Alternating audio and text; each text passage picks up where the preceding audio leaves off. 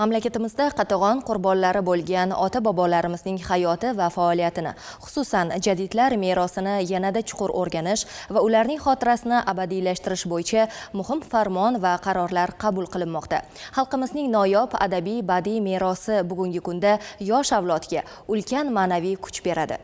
O'zbekiston Badiiy akademiyasida Turkiston jadidchilik harakatining asoschisi, atoqli adib va ma'rifatparvar Mahmudxo'ja Behbudiy tavalludining 150 yilligiga bag'ishlangan ijodiy uchrashuv va badiiy ko'rgazma ham ana shu sa'y-harakatlarning amaldagi ifodasi bo'ldi.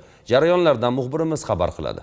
Ijodiy uchrashuv davomida Mahmudxo'ja Behbudiy hayoti, uning milliy uyg'onish davridagi ma'rifatparvarlik faoliyati hamda jadidchilik harakatining bugungi avlod uchun ahamiyati haqida so'z yuritildi. Yoshlarimizda tarixiy tafakkur kuchaymoqda.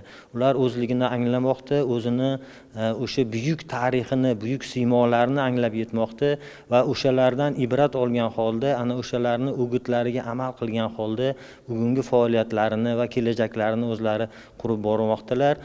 Bu esa mana shu o'lkaning, mana shu yangi O'zbekistonning buyuk bo'lishiga, 3-renesansning bu yerda sodir bo'lishiga o'ziga xos bir omil bo'lib xizmat qiladi degan umiddamiz.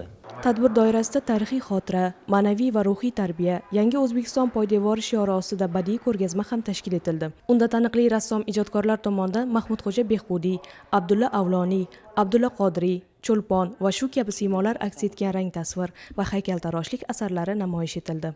Abdulhamid Sulomon o'g'li Cho'lponni haykalini yasadim. Abdulhamid Sulomon o'g'lini men o'sha tog'ning cho'qqisiga chiqqanda, ya'ni o'sha jadidlarning eng bir liderlaridan biri sifatida men tasvirladim. O'shani meni doim o'sha Abdulhamid Sulomon o'g'li Cho'lponning she'riyati meni ta'sirlantiradi.